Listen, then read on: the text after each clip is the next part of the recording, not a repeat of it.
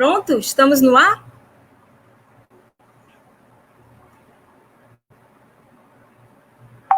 Boa noite. Boa noite, boa noite. Boa noite, Felipe. Boa noite a todas e todos que nos acompanham agora por esse canal. Nós estamos começando aqui mais um debate, mais um momento importante, que diz respeito a um tema que é, ao mesmo tempo, polêmico, mas necessário para a nossa sociedade, que é discutir sobre a exploração e o trabalho infantil. Nós somos um coletivo de pessoas espíritas, nosso coletivo é Girassóis Espíritas pelo Bem Comum, é um grupo que vem se concretizando desde 2017, onde a gente tem discutido sobre as questões que são pertinentes à nossa jornada humanitária, né, nesse planeta, nossos passos, que diz respeito a tudo que nos rodeia, a sociedade, debatendo sobre os temas importantes voltados para a questão de direitos humanos. E hoje estou aqui eu, Mônica Silan, eu sou assistente social de formação, sou mestre em políticas públicas pela Universidade Estadual do Ceará, e tenho muito orgulho de dizer que sou espírita, né, desde 1993, que eu conheço a doutrina espírita, estudo, e, além disso, eu atuo desde 1995 na política de garantia dos direitos humanos de crianças e adolescentes no meu estado e também outros estados em nível de país. Tenho muito orgulho dessa minha militância, que tem me aproximado de todas uma cartela de situações que o Brasil vivencia, são muitos países dentro de um só, da realidade muito diferenciada das nossas crianças. E esse assunto que nós vamos tratar hoje, eu e Felipe, que vai já se apresentar, é um dos temas que nos causam mais dores quando a gente começa a debater, discutir sobre garantia de direitos de criança e adolescente, né? Que é a questão da exploração do trabalho infantil. Então, hoje, eu e Felipe, a gente vai estar aqui abertos ao diálogo, ao debate. Nós vamos fazer aqui uma fala contextualizando um pouco essa questão, essa temática. O Felipe vai trazer, ele vai já dizer como é que ele vai abordar, mas ele vai trazer brevemente a sua experiência, embora muito jovem, mas uma experiência que já lhe valida dentro dessa militância, né? O Felipe é o meu xodozinho, meu querido do coração, é meu filho de militância e de vida, né? Uma criatura que eu aprendi a querer bem quando tinha 13 anos ainda, e agora já está adulto. Então, é uma alegria, Felipe, dividir esse espaço com você. Fico muito emocionada, muito feliz da gente estar aqui juntos. E aí, está aparecendo aí na tela o Instagram do SEDICA Ceará, tá? Esse Instagram, aí ele está colocado aí porque ele é o Conselho Estadual dos Direitos da Criança e do Adolescente do Estado do Ceará, que é do qual eu estou agora presidindo, tá certo? Vamos lá, Felipe, contigo. Bom, boa noite a todas e todos, né? Agradeço primeiramente ao convite, né? Uma honra estar aqui, e principalmente quando soube que era uma das mães que a vida me deu, fiquei mais feliz ainda, né? Então hoje a gente vem justamente falar sobre um tema, né, que afeta milhões de crianças e adolescentes em nosso país, um tema que é muito doloroso, que é muito caro para a nossa sociedade e que também, né, além de machucar, além de maltratar, afeta a vida e o desenvolvimento de milhões de crianças e adolescentes e também deixa marcas para a vida adulta. Como a mestra Mônica já me apresentou, né, eu sou Felipe, tenho 18 anos, sou estudante de Direito pela Universidade Federal do Ceará e também sou ativista pelos direitos humanos de crianças e adolescentes, né? Principalmente com foco na participação política e social de crianças e adolescentes e combate ao trabalho infantil. E a gente, em 2016, né, começou um movimento de inclusão dos adolescentes na luta contra o trabalho infantil, porque a gente acredita que não se pode discutir direitos humanos de crianças e adolescentes, principalmente violações desses direitos, sem a participação política, sem a participação cidadã, sem a participação efetiva desses meninos e dessas meninas. Então, hoje, a gente vai fazer uma abordagem de como o Brasil está, né, nesse ranking internacional de trabalho infantil, qual a situação por região, quais os tipos de trabalho infantil que ocorrem. A Mônica vai fazer uma abordagem também a respeito das piores formas de trabalho infantil, inclusive algumas são tipificadas dentro do Código Penal como crimes, e ainda a gente vai fazer uma abordagem muito social e eu espero trazer uma fala muito prática de como é ser um trabalhador infantil no nosso país. Né? Para quem não sabe também, sou ex-trabalhador infantil, comecei a trabalhar aos 8 anos de idade, mas hoje eu luto justamente para que outros meninos e outras meninas não possam passar por essas mesmas situações de violações de direitos. Então, novamente, meu muito obrigado ao convite, né? Espero passar, né, um pouco do que a gente sabe para vocês e que a gente cada vez mais possa ter pessoas que, além de cidadãos e cidadãs, possam ser ativistas e possam ser militantes dos direitos humanos de crianças e adolescentes. Mônica? Ok, Felipe. Então, vamos começar pela sua abordagem. Se fala dos dados gerais, fala desse fenômeno, tá bom? Vamos lá. Fique à vontade. Obrigado. Bom, falando sobre trabalho infantil, acho que é necessário, primeiramente, explicar o que é o trabalho infantil, né? Para quem não sabe, né, e às vezes a gente até sabe, mas de uma forma muito superficial, de uma forma muito errônea sobre o que vem a ser o trabalho infantil, o trabalho infantil vem ser, na verdade, a exploração, né, de todo e qualquer tipo de trabalho desenvolvido por crianças e também por adolescentes, mas por adolescentes desde que não esteja dentro da legalidade. E aí, o que é que vem ser essa legalidade, né, dentro do Estatuto da Criança e Adolescente, dentro da Constituição Federal? Bom, aqui no Brasil, a gente adotou que adolescente poderia começar a exercer alguma atividade remunerada a partir dos 14 anos, mas existem algumas exceções. Essas atividades a partir dos 14 anos são apenas dentro da condição de aprendiz. Esse aprendiz, né, como muitos devem saber, para alguns se chama menor aprendiz, mas na verdade um termo errado, se chama jovem aprendiz. E aí inicia-se a partir dos 14 anos e vai até os 24 anos de idade, né? Logicamente, com todos os direitos trabalhistas garantidos, com a remuneração hora do salário mínimo, né? Com férias, com 13º, enfim, com todos os direitos, o que é uma coisa completamente diferente e completamente contrária do trabalho infantil, né? O trabalho infantil, na verdade, vem a ser exploração pelo capital da mão de obra infantil. Muita gente acredita que isso é uma oportunidade, que isso é para retirar a família da pobreza e da miséria, sendo que, na verdade, é justamente para aquele empresário, para aquela pessoa que está utilizando a mão de obra, não pagar um adulto, né, que geralmente vem a ser 3 a 4 vezes mais caro, para não pagar direitos trabalhistas, porque criança ou adolescente, quando ela sofre acidente de trabalho, ela não vai acionar a Justiça do Trabalho para receber alguma indenização, ela não vai procurar os direitos dela. Então, acredito que o primeiro ponto a se abordar é justamente o trabalho infantil como uma não oportunidade e sim como uma exploração da mão de obra infantil, né? E daqui a pouco eu vou falar também dos mitos que sustentam o trabalho infantil no nosso país. É importante a gente destacar isso. O trabalho infantil, ele é sustentado por fatores econômicos, e aí a gente tem a extrema pobreza, justamente que vem a justificar, né, a maior parte do trabalho infantil no nosso país, mas a gente também tem um fator social que corrobora e que contribui para esse trabalho infantil, né?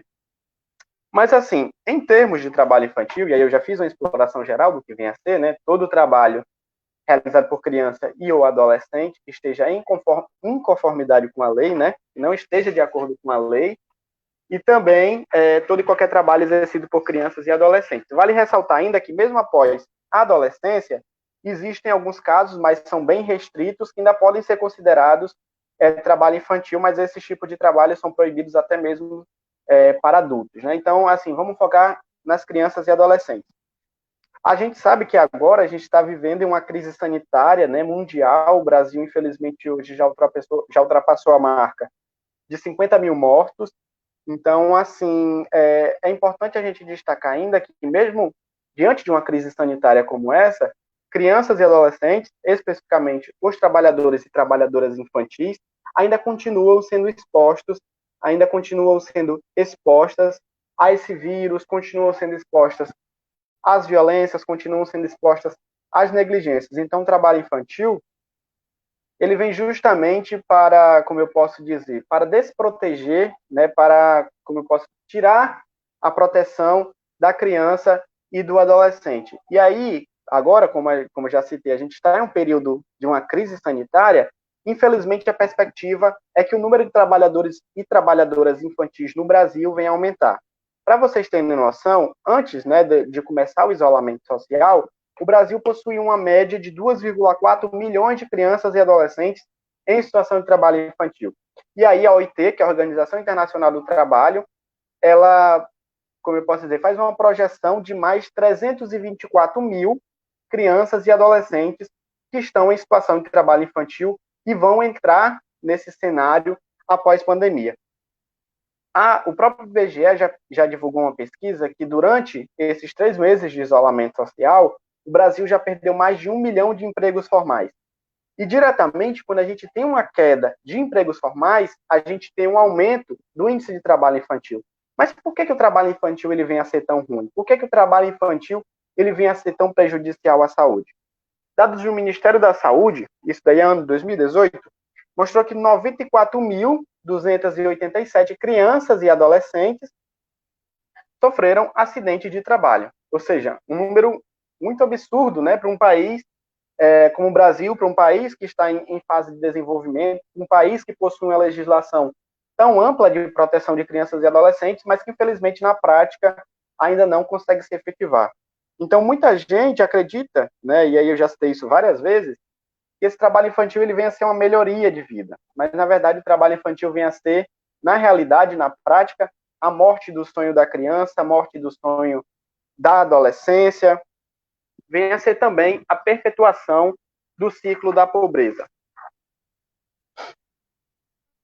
Bom, e diante disso, a gente ainda faz uma análise acerca da aprendizagem, acerca do aproveitamento que poderia ter sido feito dos casos de trabalho infantil. Por exemplo, dessas 2,4 milhões de crianças e adolescentes que estão em situação de trabalho infantil, 80% têm entre 14 e 17 anos de idade, ou seja, a idade que justamente poderia estar sendo aproveitada para o jovem aprendiz, por exemplo, algumas também, né, logicamente a partir dos 16 anos, para alguma forma de estágio.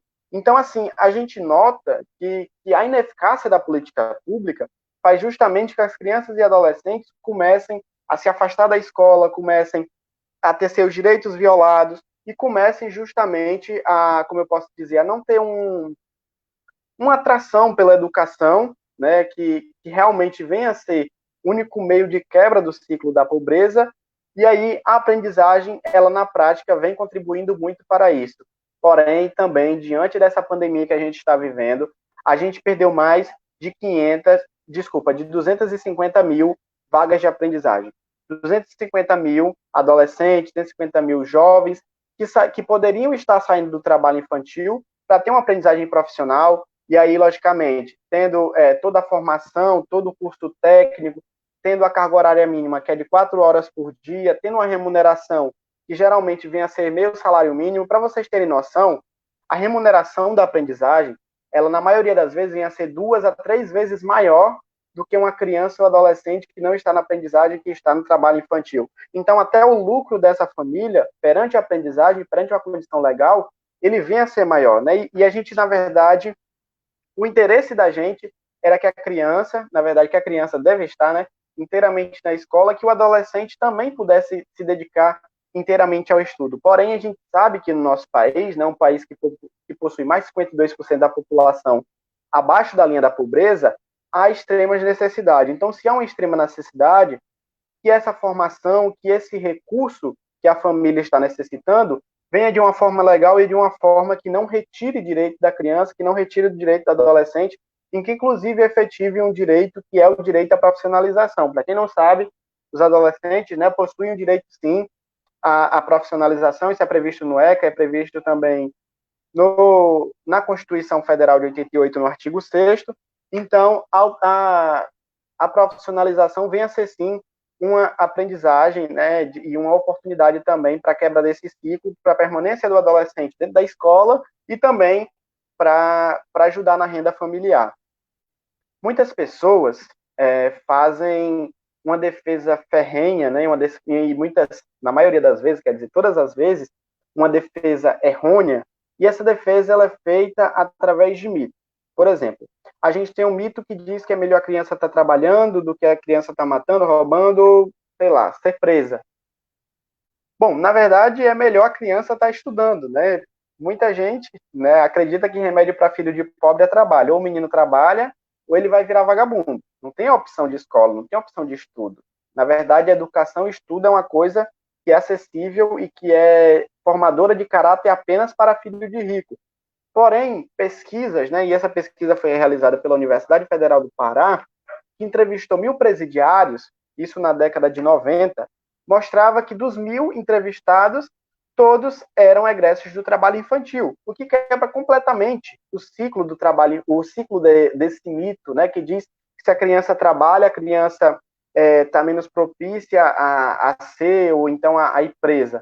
E aí a gente nota isso também quando o Unicef, no ano passado, isso foi feito até com a Assembleia Legislativa, uma pesquisa que entrevistou mais de 497 adolescentes de 10, na verdade, crianças, adolescentes e jovens, né, um público de 10 a 19 anos, que morreram em Fortaleza ou na região metropolitana. Mais de 92% deles morreram, e esses morreram por conta da violência, né? Mais de 92% deles eram egressos de trabalho infantil e a maioria, Mônica, trabalhavam vendendo água. Então, assim, se esses meninos e essas meninas foram mortos por conta da violência, trabalhavam, por que eles ficaram sujeitos a isso, né? Há um senso comum muito, muito pobre, muito, como eu posso dizer, não estou conseguindo achar a palavra ideal, mas há um senso comum muito desonesto que acredita, né, que a criança trabalhando, ela vai estar menos, como eu posso dizer, vai estar mais protegida do que a criança estando na escola. Porém, na prática, é uma coisa que não faz sentido. Eu, por exemplo, quando trabalhava, via vários colegas, né, vários colegas meus tiveram acesso ao álcool muito cedo, né, a gente via também a questão de drogas ilícitas. Então, assim, há como eu posso dizer, uma naturalização, há um amadurecimento, não amadurecimento, há uma adultização muito cedo por parte das crianças e adolescentes. Quando a gente está no trabalho infantil, a gente começa a ganhar essa renda e a gente acredita que a gente já é um adulto. A gente é um adulto com menos de 18 anos, porque a gente está, né, adquirindo ali o capital, a gente está comprando as nossas coisas. Então, isso entra muito na cabeça das crianças e adolescentes. E muitos colegas, né, muitos amigos também começam a se juntar muito cedo. Há também a questão do casamento infantil, que é também perpetuado por conta do trabalho infantil. Meninos e meninas que começam a ser pai, começam a ser mãe muito cedo, justamente por conta desse trabalho infantil, por conta dessa adultização precoce que ocorre, né, e dentre outras mazelas que o trabalho infantil ele também perpetua. E é importante destacar, né, agora que a gente está vivendo uma onda maravilhosa, uma onda magnífica, né? Parece que a gente está vivendo, depois do Luther King, uma segunda onda revolucionária de ativismo pelos direitos negros, pelo direito da população preta, né? Que a gente nota que 2/3 dos trabalhadores e trabalhadoras infantis, né? 2/3 desses meninos e dessas meninas são negros, são da periferia, e em sua totalidade são pobres, né? Em 99% são pobres ou extremamente pobres. E aí a gente nota justamente uma perpetuação, né, uma continuação da nossa herança escravagista no Brasil. É importante destacar que, diferente de outros países, como, por exemplo, na Europa, né, países na Europa, países mas que começaram um processo de industrialização muito cedo, e aí tem-se também a presença do trabalho infantil nesses processos. Aqui no Brasil, justamente, o trabalho infantil ele entra no Brasil colonial. Desde muito cedo, as crianças e adolescentes, né, sobretudo as crianças recém-nascidas, elas eram separadas de seus pais, e aí esses meninos e essas meninas eram direcionados para as fazendas, para as casas grandes, e eram postos sob a tutela, né, de uma pessoa, né, geralmente de um senhor mais velho, e daí que vem a figura do preto velho, inclusive, que era meio que o chefe, né, que o pai de todos esses meninos e essas meninas dentro das senzalas e dentro dessas fazendas. Então, o trabalho infantil aqui no Brasil, ele começa daí, onde meninos e meninas que vinham, né, a sua maioria da África, outros já nasciam aqui no Brasil também, eram colocados para trabalhar dentro da casa, para trabalhar nos serviços mais leves, e à medida do que iam crescendo, com 9, 10 anos de idade, já iam realmente trabalhar na lavoura. Então, o Brasil perpetuar, o Brasil querer continuar, que a sua economia, que o seu PIB se sustente na mão de obra de crianças, que sustente na mão de obra de uma forma irregular de adolescentes, é realmente uma vergonha muito grande. País que quer se desenvolver, nenhum no mundo quer legalizar o trabalho infantil. E aí é uma fala que a gente vê de alguns políticos, infelizmente, falas abomináveis, que se pudesse legalizaria o trabalho infantil. Que tipo de país é esse que quer, como eu posso dizer, quer continuar uma herança que chegou aqui no nosso país, que é símbolo justamente da derrota de nós enquanto sociedade, de nós enquanto humanidade, que é permitir, querer legalizar exatamente a mão de obra dessas crianças, né? E aí isso faz a gente refletir quanto vale uma infância, né? Quanto vale esses primeiros 12 anos da vida de uma criança, esses primeiros 18 anos da vida de uma pessoa enquanto criança e adolescente, justamente por conta do trabalho. Existem muitas pessoas, né, e eu particularmente tenho contato com várias, que dizem, se eu pudesse eu teria feito diferente, se eu pudesse eu não teria trabalhado tão cedo, se eu pudesse eu teria me dedicado mais ao estudo. E existem também outras pessoas que infelizmente são tão afetadas pelo trabalho infantil que começam a querer reproduzir esse tipo de trabalho infantil e dizem, eu trabalhei e não morri, eu trabalhei e não faz mal. Mas isso fez tanto mal que inclusive a pessoa continua trabalhando naquele mesmo trabalho que ela trabalhava como criança, continua trabalhando em subempregos, ganhando uma remuneração muito baixa, enquanto os filhos de rico, né, e as pouquíssimas exceções que se dedicaram à educação conseguem quebrar esse ciclo. Então, a educação, o trabalho infantil, ele realmente vem para destruir infâncias, para destruir a adolescência, e tudo a custo desse dinheiro, né, que para algumas pessoas vem disfarçada de oportunidade. Bom, nas regiões, né, e aí vale também para a gente fazer uma análise regional do trabalho infantil, para muitas pessoas, né, acreditam que o Nordeste é a região menos desenvolvida, que o Nordeste é a região mais pobre, né, que geralmente o Sul e o Sudeste sustenta as outras 3 regiões, mas também vale a gente trazer uns dados, né, a respeito dessas regiões. De fato, o Nordeste ainda possui uma população muito grande de trabalho infantil. Mas em termos percentuais, no ranking nacional de trabalho infantil, vale ressaltar justamente nas 3 primeiras posições que 2 dos estados do Sul, e vale ressaltar que o Sul só tem 3 estados, tá? 2 dos estados do Sul aparecem em primeiro e segundo lugar no ranking percentual de trabalho infantil. Ou seja, regiões que são economicamente desenvolvidas, regiões que como eu posso dizer, começaram um processo de desenvolvimento até mais cedo que as outras regiões, ainda por fatores econômicos e também fatores culturais, vale a gente destacar isso, continua perpetuando, né, e fica-se à frente das outras regiões, inclusive as que consideram mais pobres, nesses índices de trabalho infantil. Em um termo geral, de região por percentual, a gente tem o Norte liderando o ranking nacional de trabalho infantil, e aí vai fazer uma análise. Por que não dizer em termos absolutos? Porque se a gente dizer em termos absolutos, o Nordeste, por exemplo, que possui uma população de mais de 60 milhões de pessoas, vai ter um número grande, logicamente, mas porque a sua população é grande. Agora, por exemplo, se a gente olha o Acre, em que a população é pequena, quando a gente olha Roraima, que não tem 500 mil de habitantes, e a gente olha o índice de trabalho infantil desses estados, para a sua população, que é uma população relativamente pequena, a gente tem um índice muito grande de crianças trabalhando por pessoas que habitam justamente naquele estado, né? E aí, também, voltando para a questão do trabalho infantil por região, vale ressaltar que o Ceará é o estado pioneiro, né? O Ceará vem se destacando justamente por reduzir os seus índices de trabalho infantil nos últimos 10 anos. O estado do Ceará conseguiu reduzir mais de 72% dos seus casos de trabalho infantil, né? A gente chega a 10, 12 anos atrás com 297 mil casos de trabalho infantil, e a gente chega atualmente com uma média de 80 mil crianças e adolescentes em situação de trabalho infantil, o que na minha visão ainda é muito, mas comparado aos outros estados, a gente conseguiu fazer uma redução muito grande. Isso se faz justamente com políticas públicas. Isso se faz com políticas públicas educacionais, isso se faz com políticas públicas de saúde, isso se faz com políticas públicas esportivas e de lazer também.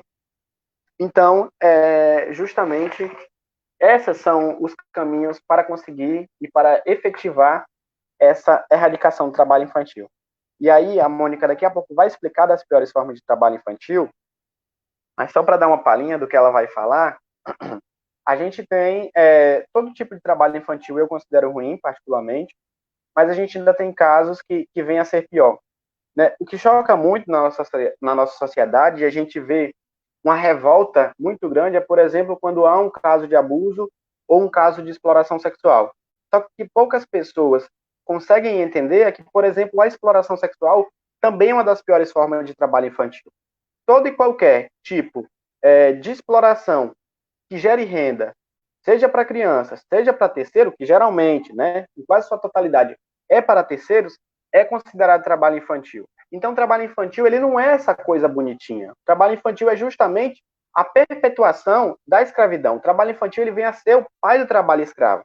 A maioria das pessoas resgatadas em trabalho escravo, em situação de trabalho análogo à escravidão, elas são egressas do trabalho infantil. A nossa população pobre, a sua maioria também é egressa do trabalho infantil. A Mônica também foi ex-trabalhadora infantil, eu também sou, mas são pouquíssimas pessoas que conseguem fazer esse mesmo ciclo que a gente fez, né? Por exemplo, eu consegui sair justamente, me dedicar ao ativismo, me dedicar à educação, mas alguns dos meus amigos não conseguiram. Os amigos que conseguiram sair, hoje estão frequentando a universidade, hoje estão trabalhando, ganhando a remuneração bem, mas outros não, outras pessoas não conseguem quebrar isso, não conseguem, como eu posso dizer, tornar a educação como uma coisa prioritária, né? E eu, durante o período de ensino médio em que estudava, fazia estágio, ainda tinha que me estudar para vestibular à noite, para mim era muito cansativo. Imagina para uma criança de 8, 9, 10 anos de idade que tem que fazer isso durante toda a sua infância, durante toda a sua adolescência, e muitas pessoas romantizam dizendo: ele trabalhou cortando cana e hoje é procurador da República, hoje é juíza. Gente, isso é um número tão baixo de pessoas, e é por isso que essas pessoas elas viram notícia, porque uma exceção é um número tão mínimo que faz eles serem únicos. E eles são únicos justamente porque conseguiram se dedicar aos estudos, e não é por outra coisa. Então, assim, destacar isso de que o trabalho infantil ele não é uma oportunidade para a família, inclusive ele vai deixar aquela família na miséria, você vai estar dando aquele dinheiro, aquele subdinheiro, na verdade, para a criança, para o adolescente, e aí a família vai se utilizar daquilo, mas a mãe não vai estar capacitada para o mercado de trabalho, o pai não vai estar capacitado para o mercado de trabalho, a família não vai ter uma oportunidade de crescimento, a criança não vai se alfabetizar e justamente, futuramente, ela não vai ter disponibilidade, não vai ter a competência e também não vai ter a formação para competir em pé de igualdade dentro do mercado de trabalho. Então, trabalho infantil não é uma oportunidade, trabalho infantil é uma violência, trabalho infantil mata sonhos, trabalho infantil também tira a vida. Então, Mônica, vou passar para ti, porque já falei demais. Olha, gente, que lindo, né? Felipe, eu nunca canso de escutar você, sabe? E sempre aprendo muito com você, com suas colocações. Muito sábio. Olha, então, eu queria aqui ressaltar alguns aspectos da fala do Felipe, né? Reforçando essa fala dele, importantíssima, de que o trabalho infantil ele é análogo ao trabalho escravo, está posto, inclusive, dentro da Constituição Federal, dessa forma, dentro do decreto federal que valida a Convenção 182 da Organização Internacional do Trabalho, né? Quando diz que é análogo ao trabalho escravo. Por quê? Porque criança é uma pessoa que se encontra numa situação peculiar de desenvolvimento.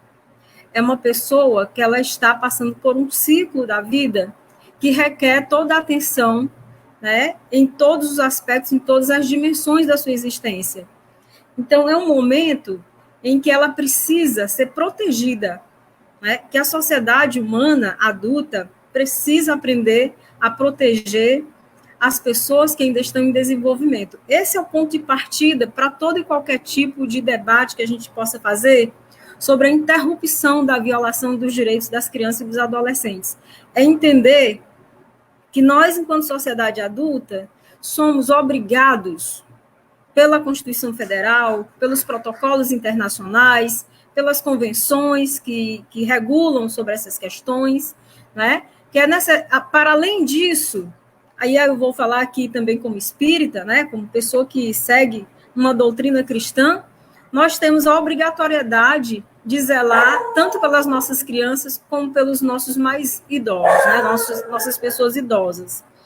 Então, essa questão do entendimento da proteção integral é o ponto de partida que a gente precisa ter no nosso, digamos assim, no nosso debate, na tônica do nosso debate, para todo e qualquer tipo de forma de violação. Hoje, eu e Felipe estamos falando especificamente do trabalho infantil, mas nós temos aí um leque de violação de direitos de crianças e adolescentes, que são iniquidades, né? São situações em que as crianças estão sendo expostas, em que elas estão sendo empurradas pela sociedade adulta para vivenciar situações de sofrimento, de atrofia da sua capacidade de desenvolvimento, capacidade de sonhar, capacidade de ser feliz, né?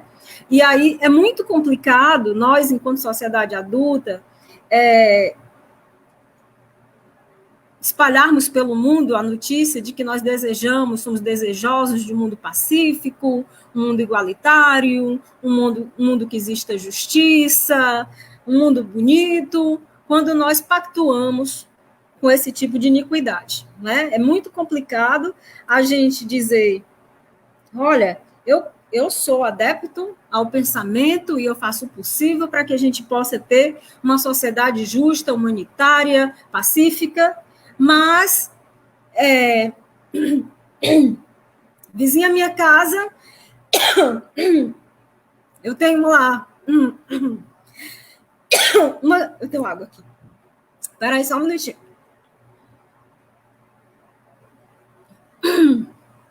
Eu tenho lá, vizinha minha casa, uma criança de 10 anos que trabalha, que conserta sofá, e eu acho bonitinho, porque ele está trabalhando, ao invés dele estar na rua pedindo, ou dele estar na rua roubando, ou dele estar na rua fazendo qualquer coisa, ele está trabalhando. Isso é pactuar com a mediocridade, né? É fazer um pacto com aquilo que é extremamente amildado, pequeno, mesquinho, né? Porque você não deseja isso para o teu filho. Você não quer que seu filho de 10 anos esteja, ao invés de estar brincando, ao invés de estar fazendo atividades que desenvolvam esse ser humano, ele esteja lá trabalhando como se fosse uma pessoa adulta. Não é normal a gente querer que as nossas crianças elas estejam à disposição de uma sociedade predatória, que inclusive preda até a própria mão de obra da criança. Não é possível que a gente pactue com uma coisa dessa natureza e ache que isso é bonito, que isso é... Eu não morri, eu trabalhei e estou aqui vivo, não sei o quê. Não, tudo bem, a gente entende que você também foi vítima de um tipo de violação e que talvez você não tenha nem consciência de que foi violado nesse seu direito, não é? Que isso é uma outra questão. Então, a gente perdoa por você não ter compreendido que você foi vítima de violência, né, de uma violação do seu direito, que você, na verdade, teria o direito de vivenciar uma infância feliz, uma infância onde você tivesse sido respeitado cada passo a passo do seu desenvolvimento, do seu crescimento. Brincar, que é tão importante quanto qualquer outra coisa na vida de uma criança, é fundamental, não é? E estudar, como o Felipe já pontuou muito bem, a questão da importância da educação na vida das crianças, e para que essa educação seja bem feita, vocês sabem que ela precisa ter uma boa alimentação, ela precisa ter um espaço dentro da casa dela, onde ela possa desenvolver as suas tarefas de casa. Então, como é que nós vamos pedir que uma criança possa se desenvolver, que ela possa crescer cognitivamente dentro da sua escola, se ela está passando fome, se ela precisa trabalhar para poder botar o pão de cada dia em casa? Que sociedade é essa que a gente deseja e pactua, né? Então, alguma coisa está errada nesse mundo, né? E aí, sobre isso, a partir desse foco da proteção integral, eu queria trazer aqui, como o Felipe já disse, a questão das piores formas. Eu não vou falar de todas elas, porque é uma lista que o Brasil assumiu e ele acabou absorvendo, digamos assim, muito do que está posto na Convenção da OIT, porque, na verdade, o Brasil é um país que viola muito o direito de criança, né, como eu já disse. Mas eu queria falar aqui de três formas que eu considero que são gravíssimas. A primeira, não que as outras não sejam, mas se a gente pudesse, assim, fazer uma votação do o pior dos piores, eu vou apontar aqui sobre, não apenas o meu ponto de vista, mas de todos os especialistas que atuam, né, que estudam sobre isso. Uma é a questão do trabalho infantil doméstico. Sabe aquela história de dizer assim, eu fui buscar uma meninazinha lá no interior para poder lá tomar conta do meu menino, porque para ajudar nas coisas de casa, não é muita coisa não, é só para lavar ali uma loucinha, passar ali uma vassourinha na casa, é pouca coisa que ela vai fazer, né? Lavar uma roupinha, fazer uma comida, uma coisinha assim que qualquer pessoa faz. A gente sabe que essa história de qualquer pessoa faz não é verdade. O trabalho doméstico é um trabalho pesado. A gente está vendo um amplo debate aí, que aí a gente faz aqui um cruzamento de trabalho doméstico e de exploração do trabalho infantil, também a exploração do trabalho da mulher, passando por essa questão, por esse viés, né? Uma questão também de gênero. E eu queria chamar a atenção para que a gente não confunda o trabalho infantil doméstico com a colaboração das tarefas domésticas, que as pessoas confundem muito. Às vezes, quando eu vou falar desse tema, as pessoas dizem, mas aí pronto, eu não vou mais poder botar meu menino nem para arrumar a cama dele, não vou poder pedir a minha menina, que me ajude a fazer um determinado tipo de serviço na casa, que isso é trabalho infantil. Gente, isso é completamente diferente. A gente sabe muito bem quando a gente atribui uma criança a responsabilidade total daquela tarefa e quando a gente coloca essa criança para atuar junto conosco no aprendizado. Uma coisa é você preparar a criança para o exercício da sua cidadania, para que ela possa assumir o cuidado das suas coisas, para que ela possa assumir a solidariedade dentro de casa, né? Ser solidária com as coisas de casa.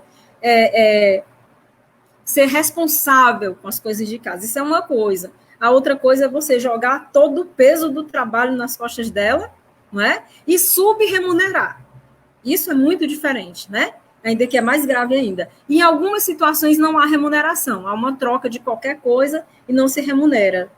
Ou quando se coloca assim, a mãe precisa trabalhar e você vai assumir a casa aí. Ou você fica aí e assume a casa, não tem outro jeito de você fazer. Isso também é uma iniquidade, é uma exploração.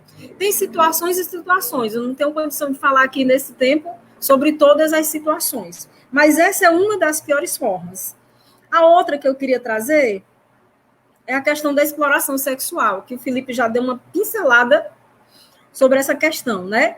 A exploração sexual, que no passado as pessoas diziam erroneamente que era prostituição infantil, né, Felipe? O pessoal usava muito, até hoje. Você acredita que até hoje eu ainda escuto gente falando que tem prostituição infantil? Então, a partir desse momento, a partir de hoje, nós vamos pactuar que nós não vamos usar mais essa terminologia, ela está caduca, está cafona, e é extremamente errônea, agressiva a política de garantia de direitos da criança e do adolescente. O termo é exploração sexual de crianças e adolescentes, tá certo? Quando há uma troca, seja lá do que for, pode ser qualquer mercadoria, pode ser qualquer favor, pode ser qualquer barganha, que essa criança ela vai ser submetida por um adulto a fazer esse tipo de prática. Mônica, quer dizer que se a menina mesma vai lá e se oferece na rua, ela foi porque quis, ela já tem 14 anos, ela se vestiu assim, vestiu assado, ela procurou, né? Que eu nem quero entrar nesse debate, que é também um debate que passa pela questão do empoderamento das meninas, passa por uma questão de uma sociedade machista, sexista, que olha para a mulher como objeto e olha automaticamente para as meninas como objeto, não é? Objetiva, transforma tudo em material, não sei. Mas, olhando para essa questão da exploração sexual, a menina pode se oferecer, que a sociedade adulta tem que protegê-la, tem que dizer não. Entende? Essa é a grande diferença de uma sociedade que protege essa. É entender que uma menina, uma criança ou um menino, porque os meninos também são explorados sexualmente, a gente ainda não tem aberto um diálogo franco sobre isso, mas nós temos aí muitos meninos que estão sendo explorados sexualmente. Abrir esse canal de debate para que a gente possa discutir isso como sendo uma chaga que nos deprecia enquanto sociedade que pretende ser uma sociedade melhor. A gente aceitar isso como sendo um argumento para qualquer coisa, para dizer que é porque tinha que botar comida em casa, que essa menina tinha que fazer isso, esse menino tinha que fazer isso por causa disso. Não tem essa de dizer que é porque ele tinha que fazer isso. Tem que olhar para dizer sempre, estar sempre olhando a partir de um outro ponto de vista. Essa sociedade fez com que chegasse nisso, né? E um conjunto de fatores para que uma pessoa, principalmente que está numa situação de desenvolvimento, chegue numa circunstância dessa. Não foi assim, acordou um belo dia e disse, pronto, a partir de hoje eu vou vender meu corpo, como o pessoal acha que é dessa forma que a sociedade enxerga, ou então eu vou assumir o trabalho no tráfico, que é a outra pior forma de trabalho infantil que eu vou abordar aqui. Então, não é uma coisa simplória. A gente não resolve com fast food, tá certo? É uma maniçoba, né, Felipe? 8 dias cozinhando para a gente tentar resolver. Não resolve fácil. É uma questão muito complexa, que envolve muitos fatores, entre a questão cultural, como o Felipe já colocou, entram vários outros fatores, os elementos da questão da pobreza. Nós temos não é nem da pobreza, sabe, Felipe? É da má distribuição da riqueza, porque nós estamos num país, estamos num mundo, num planeta que é rico, tem pessoas bilionárias, trilionárias, enquanto tem outras pessoas que precisam, para ganhar um biscoito, precisa fazer uma troca de favor sexual.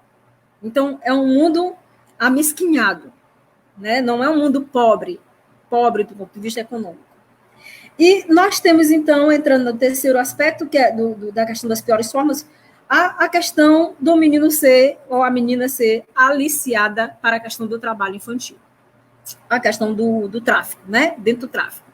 Então, essa que eu acho assim, não tenho nem denominação para tratar dessa questão aqui, porque nós, junto com essa questão de essa pior forma, a gente tem um conjunto de malefícios, né, que chega à afetação da própria existência, como é o caso que o Felipe está colocando aí, dos meninos que estão em situação de ameaça de morte, ou que já sofreram o próprio homicídio, como tem aqui o comitê que o Felipe estava citando, né, o comitê de homicídio de adolescentes, um quadro gravíssimo no país. E vamos lá, quando você vai falar da questão do tráfico, veja só, você vai encontrar lá dentro dessa violação de direito, que o menino tem uma situação aqui complexa demais para discutir nessa pior forma, que é o seguinte, o menino é aliciado pelo tráfico, muitos deles começam a serem aliciados com 4 ou 5 anos de idade para virar aviãozinho do tráfico, a gente sabe, quem está aí nas favelas sabe que eu estou falando da verdade, que o menino com 4, 5 anos está sendo aliciado para entregar o aviãozinho, virar aviãozinho do tráfico, né? E lá dentro tem todo um ritual para ser seguido, e esse ritual ele vai cada vez mais trazendo emaranhado de outros fatores que envolvem essa questão da violação do direito, né? E dentro dessa questão do tráfico, nós temos aí um cruzamento de um outro tipo de violação. É que o menino ou a menina que está nesse tráfico, principalmente os meninos, né, cerca de 90% está sendo aliciado para o tráfico, ele praticamente, esse coletivo, quase 100% é de meninos negros. Tá? Então, temos um outro recorte aí de violação, acompanhando toda essa grande violação. Existem várias outras violações que estão aí dentro, né, que acarretam um conjunto, um coletivo de violações que degradam a questão do desenvolvimento da criança e do adolescente. E, para finalizar, para fechar aqui minha fala, porque a gente tem já algumas pessoas que estão fazendo as questões, e aí o Helder está nos ajudando, ele vai já nos apontar aí, eu queria fechar sobre esse impacto, que eu já falei brevemente, que a gente deseja ter uma sociedade pacífica, justa, igualitária, uma sociedade melhor, uma sociedade que vai crescer, uma sociedade onde as pessoas elas não precisem mais praticar determinadas ocupações de trabalho que façam com que elas tenham, de uma certa forma, a sua integridade, a sua dignidade afetada, mas se a gente não começar a fazer uma reflexão profunda de que essa sociedade que a gente deseja tanto, ela já está acontecendo, ela começa a partir da barriga da mãe dela, são nossas crianças e adolescentes, que não são o futuro, elas são presentes. Se a gente quiser uma sociedade melhor, tem que começar. E aí nós temos aí os psiquiatras, os estudiosos da primeira infância, dizendo que se você pode moldar a cabeça de uma criança, pode moldar no sentido positivo. Não quero aqui que ninguém me interprete mal, mas você consegue trabalhar com uma criança organizando a sua personalidade até 5 anos de idade, 7 anos de idade. Tu imagina o que é uma criança de 4, 5 anos de idade ter o início da sua formação sendo feita pelo o crime organizado que alicia para que ele possa ser o aviãozinho do tráfico. Que sociedade é essa que nós estamos querendo, que a gente quer plantar milho e quer colher feijão? Não vai dar certo. Não dá certo. Ou a gente se empenha em, pelo menos, a começar a refletir profundamente sobre essas questões, para que a gente possa, a partir dessa reflexão, começar a se empoderar disso, ganhar consciência de que tem alguma coisa que a gente tem que fazer, pelo menos não pactuando com essas práticas, tendo um estranhamento disso, olha, não, mas é porque é o seguinte, aí eu vou aqui partir para nós, nossos companheiros, minhas amigas, meus colegas que são espíritas, né? Aí eu vou para o meu centro espírita, eu faço minhas orações, eu faço meu evangelho no lar, eu faço tudo direitinho, e quando eu chego lá no restaurante, eu sou servido por um adolescente às 10 horas da noite, 11 horas da noite.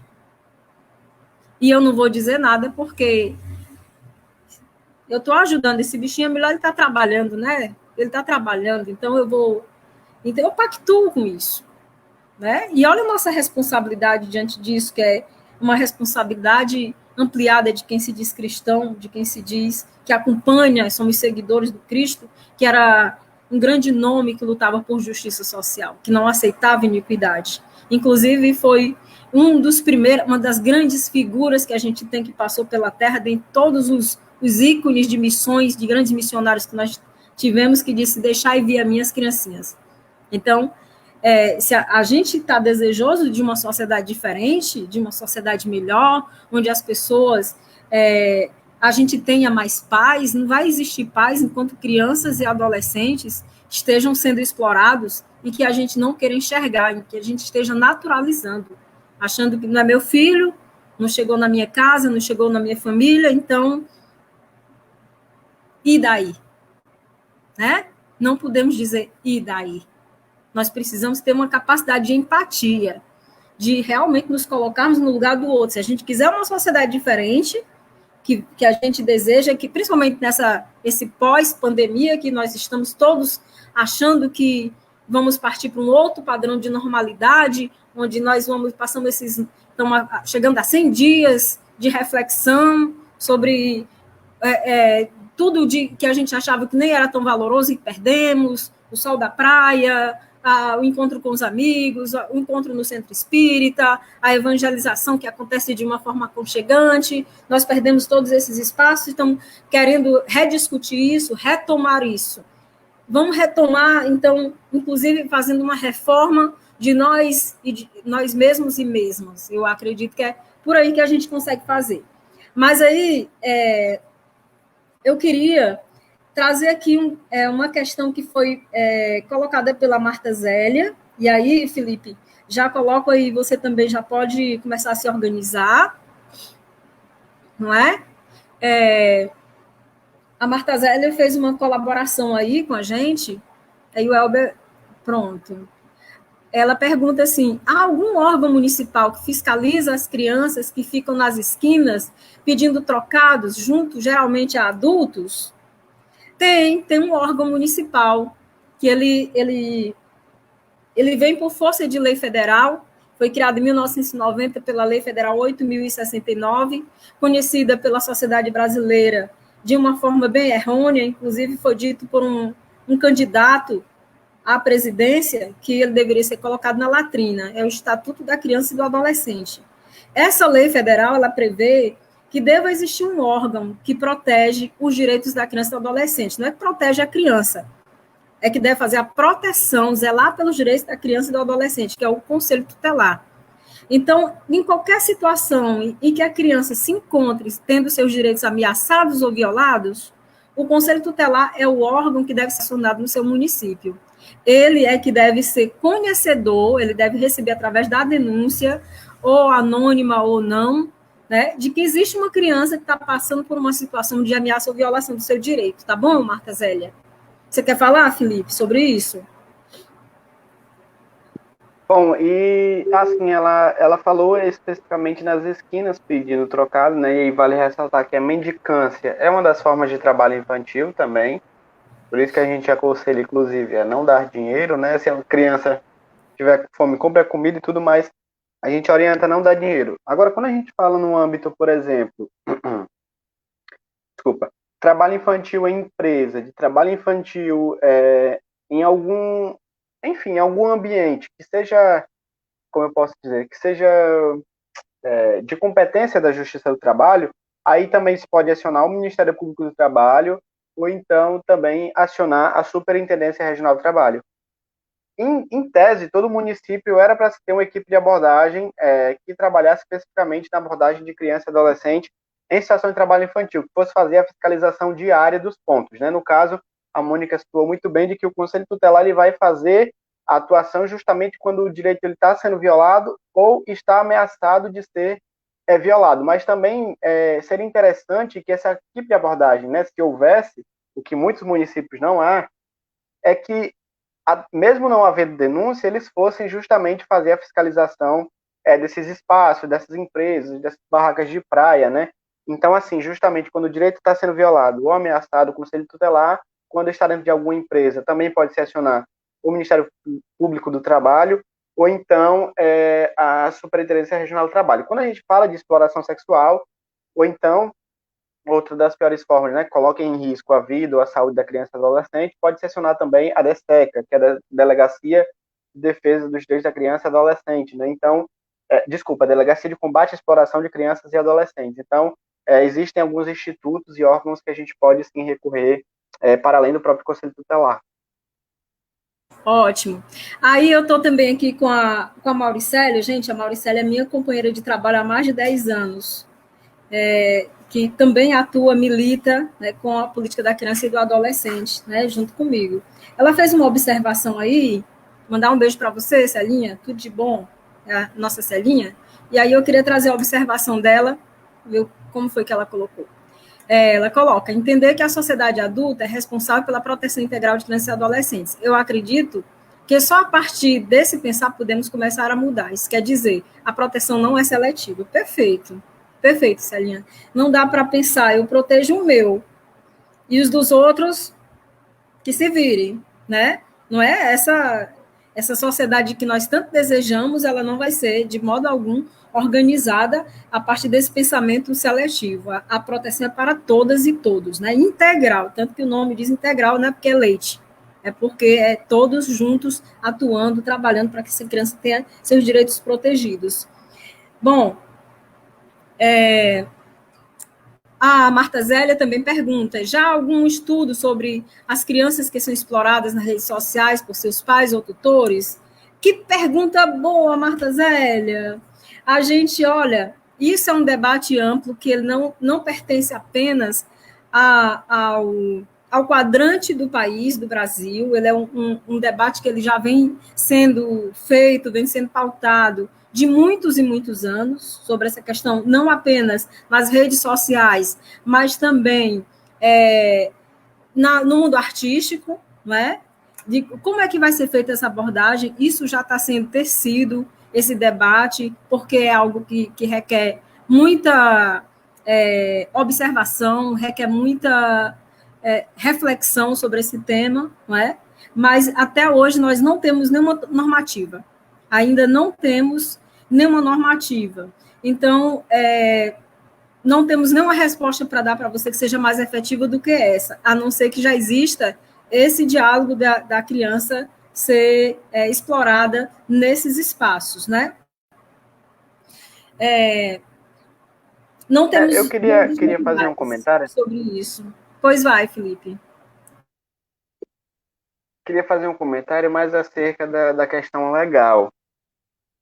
O entendimento do Supremo Tribunal Federal, e assim, eu quero deixar bem claro que eu sou completamente contrário a isso, justamente de que quando, por exemplo, a criança ou um adolescente, né, ele necessite fazer esse trabalho artístico que a Mônica citou, ele deva pedir autorização na Justiça Comum, né? E aí a gente tem casos, por exemplo, na SBT, na Globo, na Record, o que, assim, ao meu ver, também deveria ser proibido, tal quanto as outras formas de trabalho infantil.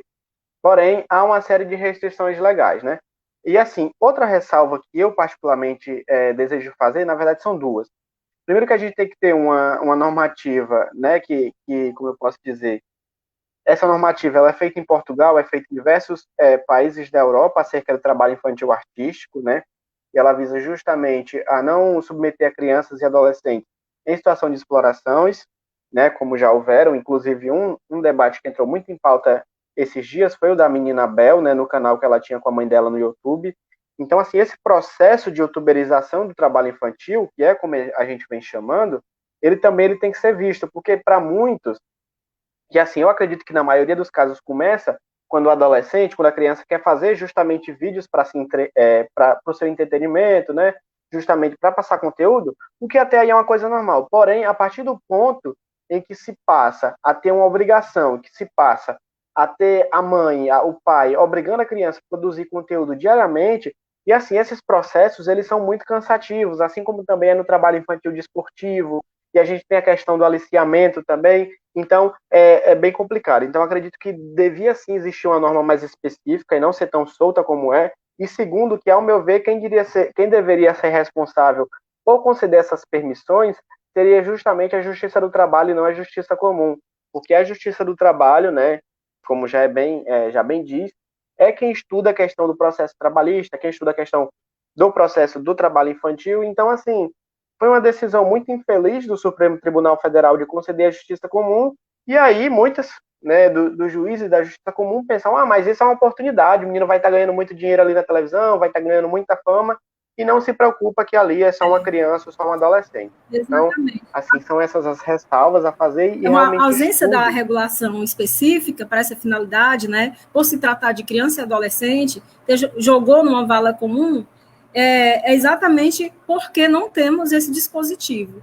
E aí, já que a Marta Zélia trouxe essa questão, que eu acho que ela é muito importante, eu gostaria de convocar a quem nos assiste, né, para que possa fazer essa pressão também, que comece a fazer esse estranhamento também, porque, assim, se nós hoje temos uma normativa que protege, que garante os direitos de crianças e adolescentes, ou seja, nós temos pelo menos um dispositivo legal para isso, já que a sociedade ela tem uma resistência muito grande a garantir direitos de crianças e adolescentes. Nós estamos numa sociedade altamente adultocêntrica, não é? Que não suporta nem que a criança chore no restaurante.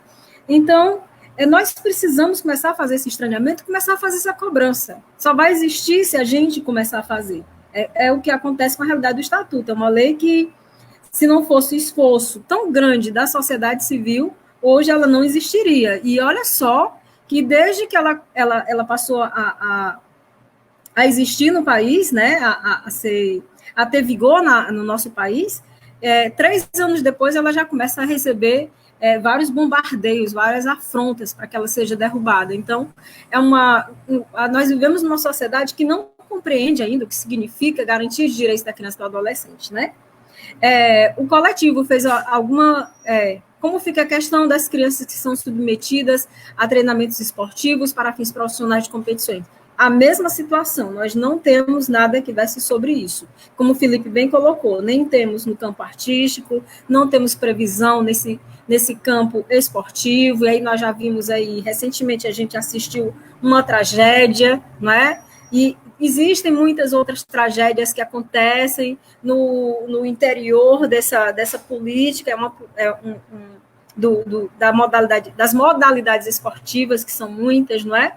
Mas, assim, no ano de 2017 ou 18, se não me falha a memória, porque a agenda é bem comprometida, mas nós tivemos no Brasil uma rodada feita pela CBF, que trouxe um viés chamado CBF Social, que discutiu nos estados a questão da proteção integral das crianças nessa questão do futebol, né? Não de todas as modalidades esportivas, apenas no futebol, que é onde nós temos aí um grande quantitativo de crianças e adolescentes que estão envolvidas, né, como atletas de início de carreira. E alguns que vocês já assistiram, que ainda adolescentes estão trabalhando em outros países, inclusive, né, ou em outros estados, longe da sua família e tal.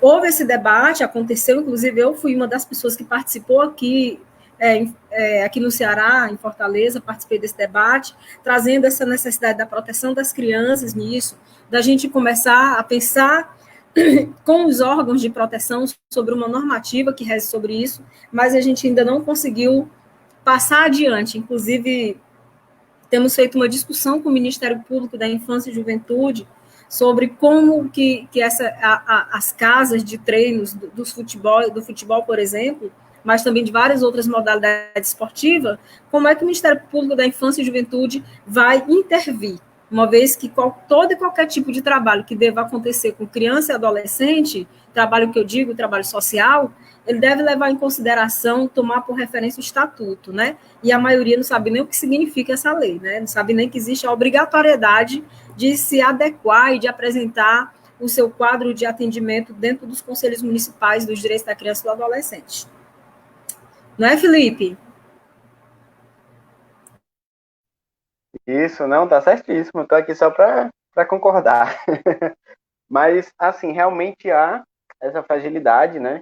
Porém, dentro do campo do futebol, realmente, como a Mônica já citou, a questão de iniciativas que a própria CBF tenta fazer, e aí os times, né, geralmente apenas alguns dos times profissionais cumprem todos os requisitos, porque há uma série de requisitos, né, o menino tem que estar na escola, enfim, uma série de coisas, porém, existem também as falsas promessas, que é uma das coisas que a gente se preocupa, né, que é quando o menino sai para, sei lá, um menino 14, 15 anos, sai para ir para um time em outro estado, em que a família não conhece, em que a família não tem contato com ninguém, e quando chega lá, infelizmente, não é aquela coisa que aquele menino, aquela menina esperava, e também, né, a questão do aliciamento sexual, a questão também das condições precárias que esses meninos e essas meninas ficam também justamente por conta dessa falsa promessa. Então, é um sonho, né, que infelizmente se transforma em pesadelo.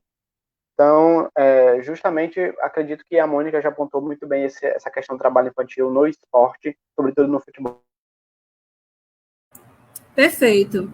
Então, temos mais alguma participação? Ou vamos para as considerações finais? Você quer começar, Felipe? Já não tem mais nenhuma pergunta, não? A Zélia está fazendo aqui uma colocação. Temos atualmente um olhar mais atento sobre o racismo e a homofobia, mas percebo que esse assunto ainda fica à margem nas discussões sociais.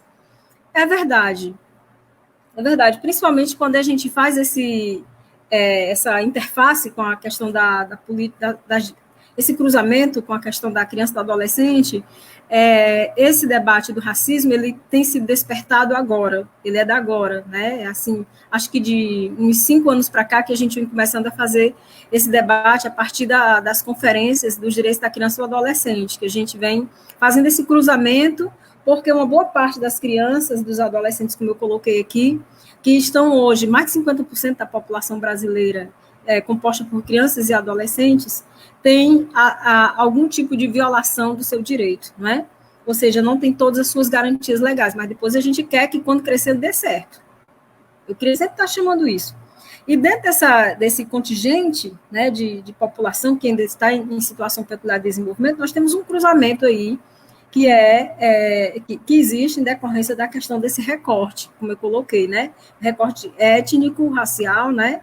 E a questão também ligada às questões da diversidade sexual, né? A questão da homofobia. Estamos num país extremamente homofóbico, a gente tem assistido isso, a extrema violência principalmente com as pessoas que são transexuais, de uma vileza que a gente nem compreende tanto ódio, né? Então existe realmente na sociedade que nós não podemos negar, existe na nossa sociedade, não é a sociedade inteira, graças a Deus, mas tem sim, nós estamos numa sociedade que ainda tem um grupo, um coletivo muito grande de pessoas que tem um ódio de classe, um ódio de homofóbico, tem um ódio da questão da cor. Nós estamos aqui nesse lugar. Recentemente, nós assistimos aí uma situação extremamente, uma tragédia, que a gente nem vai debater, não vai puxar, mas só para servir de exemplo, né, de uma criança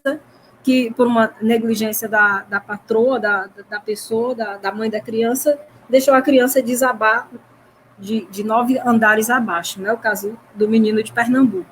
Então, assim, é um certo desprezo que passa aí por uma questão de que se fosse uma criança que pertencesse à classe dela, será que ela faria isso?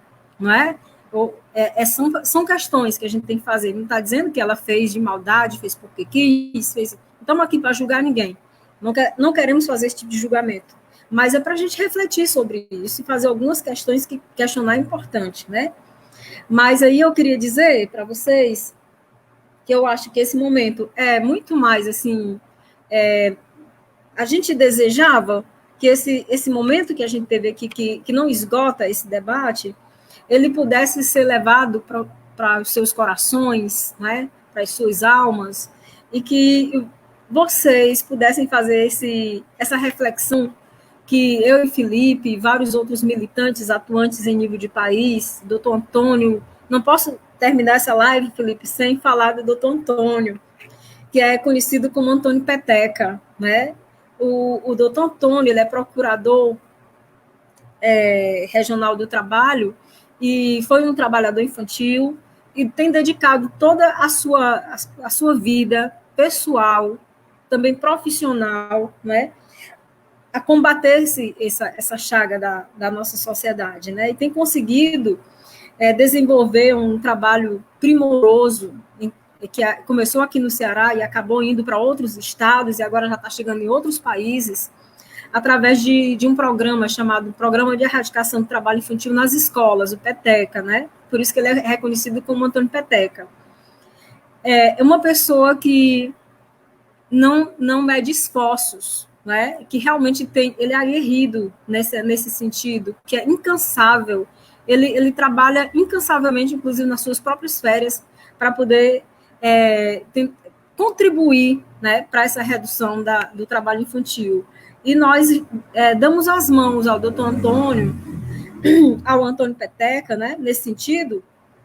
Inclusive, eu sempre brinco, e não posso deixar de dizer isso aqui para vocês, que o doutor Antônio é a única pessoa que eu digo para ele, doutor Antônio, depois da minha mãe, o senhor é a única pessoa que eu atendo depois de meia-noite. Gente, ele me liga meia-noite, porque ele tem uma ideia na cabeça, ele tem uma coisa para resolver, seja lá o que for, e ele traz isso para. E ele nem se lembra que hora que ele está falando com as pessoas. Daí vocês tiram o nível, né, de comprometimento que essa pessoa tem com essa causa, tá certo? Olha, Ana Lídia, também é minha companheira de trabalho, que atua comigo há mais de 10 anos, está dizendo efetivamente qual o primeiro passo a ser dado para que a questão do enfrentamento ao trabalho infantil possa começar a dar resultados positivos.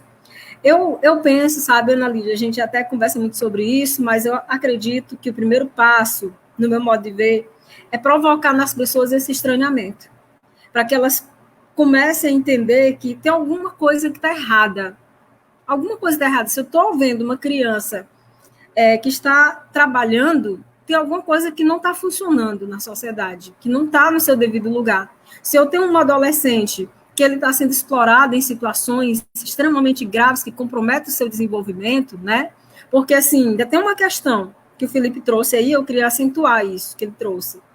Que o pessoal diz assim, ele pode fazer tudo, mas não pode trabalhar. Ele pode, sim. Ele pode. A partir de 14 anos, ele pode trabalhar na condição de aprendiz. Embora eu, Mônica, como atuante, como militante, defenderia que ele não trabalhasse era de jeito nenhum.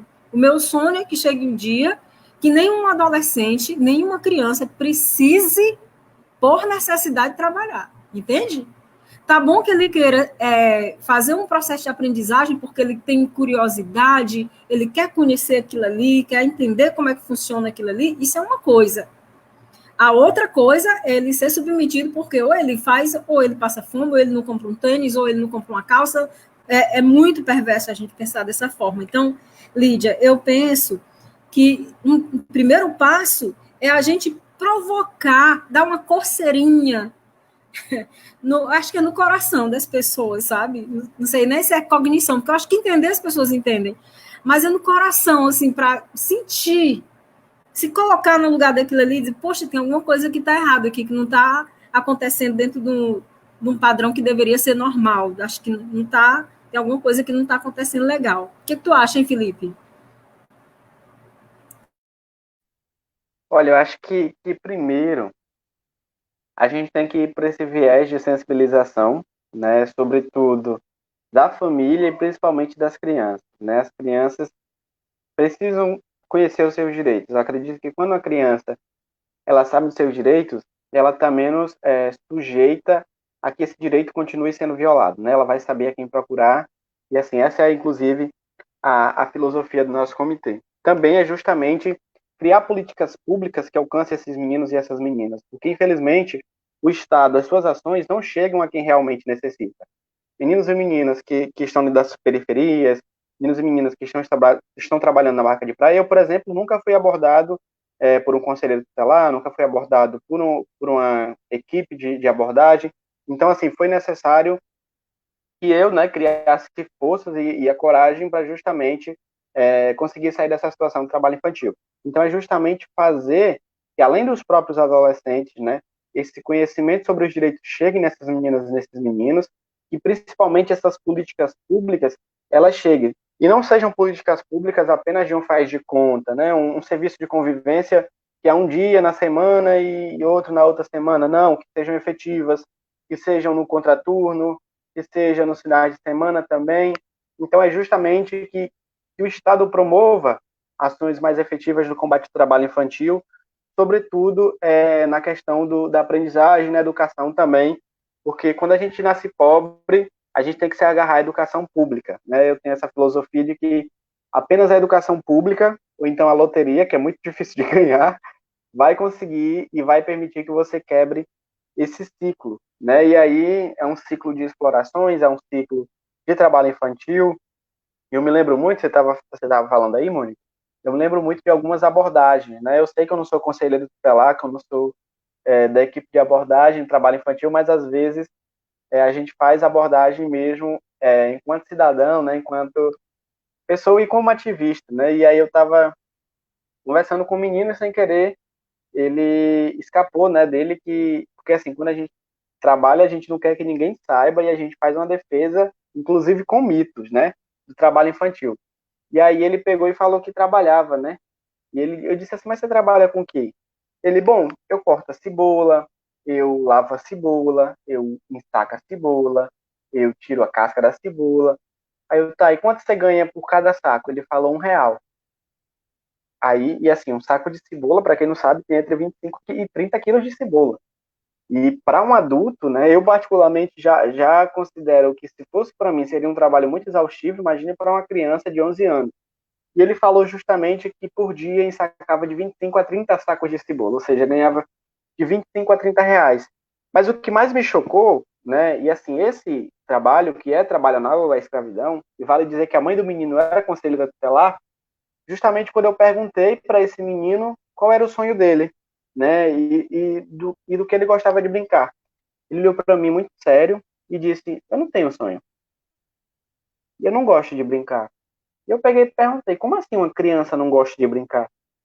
Aí ele olhou para mim e disse: é porque eu não tenho tempo de fazer isso. Meus amigos brincam, algumas primas brincam, mas eu não tenho tempo, porque eu tenho que comprar minhas coisas, eu tenho que comprar meu material. E assim, é uma coisa que realmente dói muito, porque o trabalho infantil e assim qualquer violação de direito, né, que venha a matar o sonho da criança, eu considero tão perigoso quanto aquelas violações de direito que matam na carne. Porque quando uma pessoa ela vive sem sonho, ela na verdade ela não vive, ela apenas existe. Então, quando você tira da criança, tira do adolescente seu bem mais precioso, que é a infância, que é a adolescência, e tira também o direito de sonhar, porque vale ressaltar que sonhar é um direito.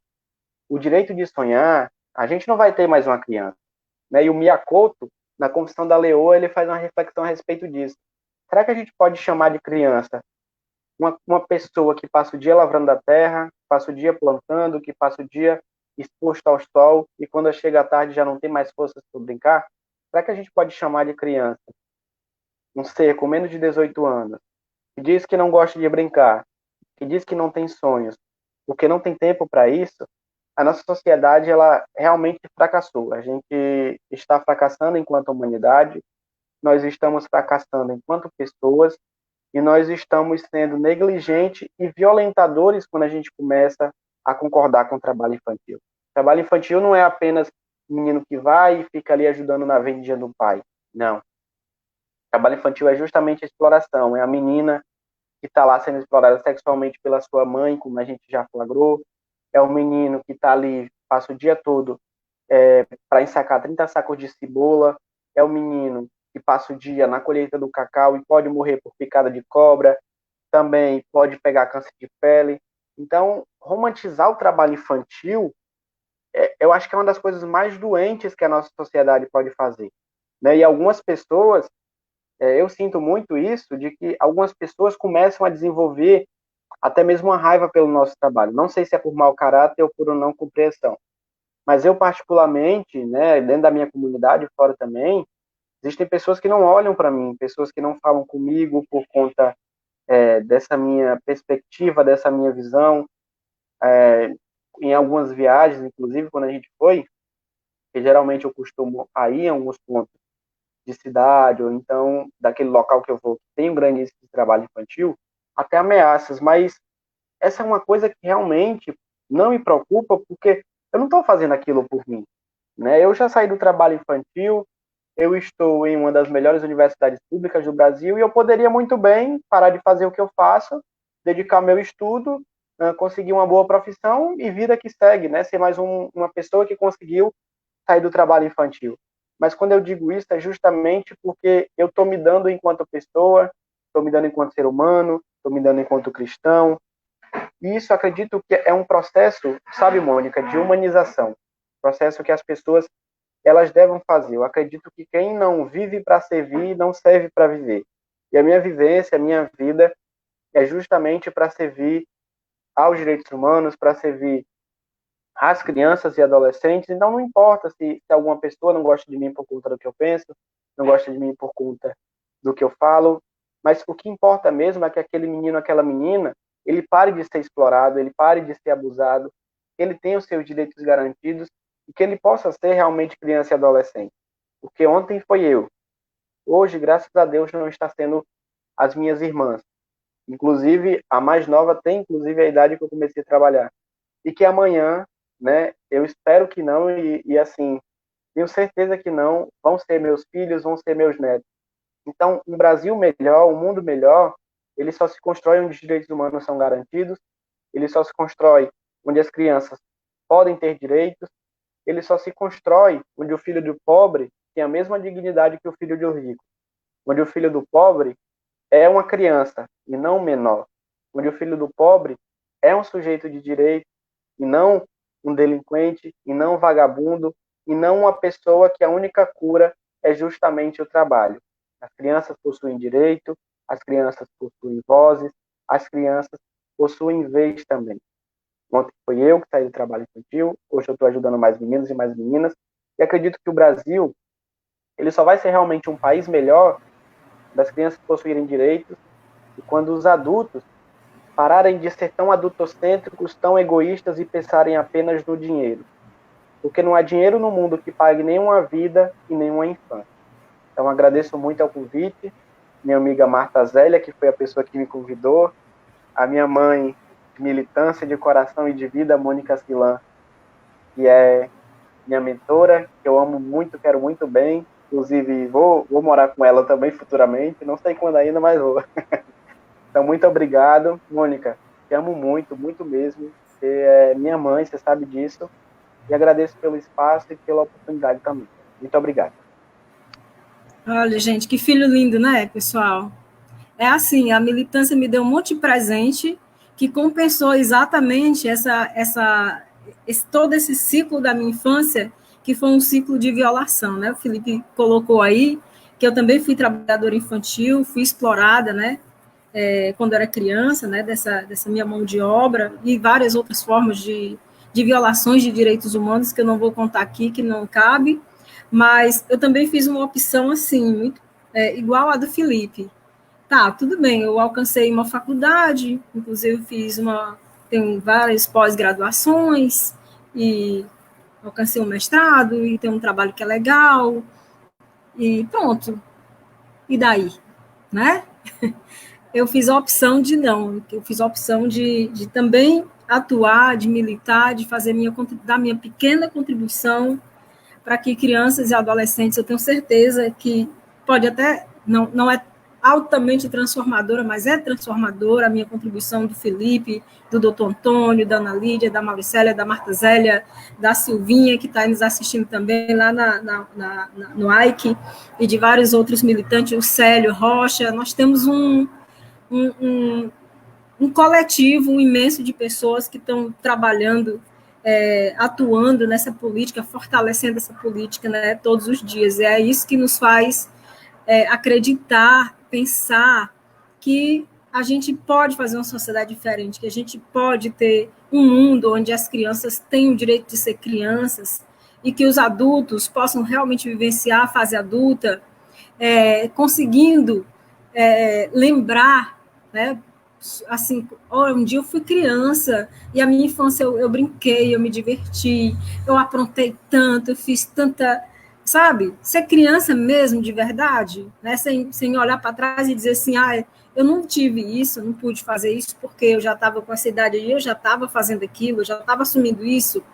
Que sonho que seria uma sociedade dessa, onde a gente pudesse olhar para trás, olhar para a nossa infância e dizer que foi uma infância bem vivida, que eu consegui colocar meus sonhos, organizar meus projetos de vida, eu tive tempo para não fazer nada, de olhar para o céu, para as estrelas, para o infinito, de brincar, sei lá, de ser criança realmente, de vivenciar essa etapa da vida que é fundamental para a gente ter uma vida adulta, feliz, fértil, melhor resolvida, já que ninguém está completamente resolvido, né? E isso passa realmente por essa mudança de visão. Não tem do eu para o nós. Não tem como ser diferente, gente. Isso só vai mudar quando a gente começar a olhar para nós, como realmente nós somos, pessoas que integram o mesmo planeta, que precisamos trabalhar com muito afinco, com muita força, para que esse planeta seja diferenciado. Depende de nós também, que essa diferença aconteça. Ela não vai chegar sozinha, não é? E o Felipe, que chegou... Pessoal, o Felipe, eu vou contar bem rapidinho, viu, Felipe? Nós vamos já terminar. A gente está a poucos minutos. O Felipe chegou lá na minha sala, gente, com 13 anos de idade, citando Karl Marx. Olha só, eu vou logo a dizer. E eu tomei um susto quando olhei para este menino. Que foi isso? Que foi que fizeram nesse menino, né? E eu me vi no Felipe, porque eu também, Felipe, na idade que você estava, eu já tinha lido não sei quantas obras, de não sei quantos pensadores, de tão adultizada que eu fui obrigada. Né? A adultização é só a obrigação de fazer com que você amadureça carbureto. E eu me vi muito no Felipe. E aprendi muito com o Felipe, né? Aprendemos muito um com o outro e continuamos aprendendo e seguindo juntos na militância, na nossa vida pessoal. O Felipe é daqui de casa, né? Ele é nosso menino, que vai para a praia com a gente, que vem para cá e passa o final de semana. Agora a gente não pode porque esse distanciamento social por conta da pandemia nos obriga, mas é assim, a gente constrói laços nessa luta. Então, quem quiser vir construir laços com a gente, venha, que o coração está aberto, as portas estão abertas, venham somar, venham acreditar, venham vibrar com a gente, porque o pessoal que não pode ir direto para ação, não tem nada com seus evangelhos, lá na sua casa, você vibre positivamente pelos militantes que estão atuando, vibre pelas crianças, faça suas preces dessa forma, tudo é válido, tudo vale a pena quando a alma não é pequena, não é? Muito obrigada, gente, muito obrigada, que coisa linda, que noite linda, estamos aqui finalizando nossos trabalhos, eu desejo a todas e todos muita paz, que o Mestre Divino Jesus nos acompanhe nas nossas trajetórias, nas nossas jornadas, que ele nos intua, que ele nos leve a refletir sobre todas essas questões, a amadurecer nossos desejos de um mundo melhor a partir de nós, que a gente faça nossas reformas e conquiste aí, a partir dos nossos esforços, esse mundo que a gente tanto almeja, esse mundo melhor, que só depende das nossas mãos, tá bom? Muito obrigada. Cumpra com o isolamento social, pense em você, pense nas outras pessoas, se cuide, tá bom? Beijo para todas e todos. Amei também, Celinha. Um beijo. Elber, que está aí ó, nos bastidores, muito obrigada. Alana, o coletivo, todo mundo do coletivo. Beijo para todo mundo, tá, gente? Obrigada por essa oportunidade. Obrigado, pessoal. Boa noite a todas e todos. Até a próxima.